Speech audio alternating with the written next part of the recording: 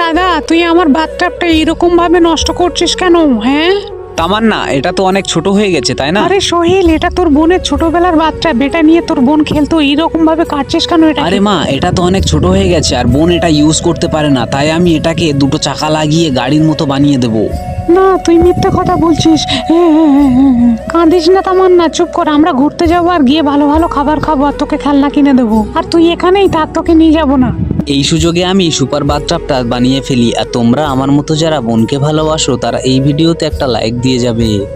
মা মনে হয় আমাকে আগের মতো এখন আর বিশ্বাস করে না, তাই আমি এই সুপার বাথটাবটা বানিয়ে মাকে প্রমাণ করে দেব যে আমিও কিছু তৈরি করতে পারি আমার বোনের জন্য।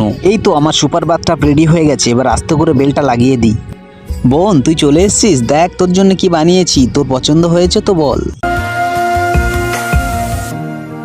ওয়াও, এটা তো খুব সুন্দর, আমার খুব পছন্দ হয়েছে দাদা। এটা নিয়ে আমি আর তুই প্রত্যেকদিন খেলতে আসবো, ঠিক আছে দাদা? আচ্ছা ঠিক আছে তামান্না, তুই আর আমি প্রতিদিন বিকালে এখানে চলে আসবো খেলতে।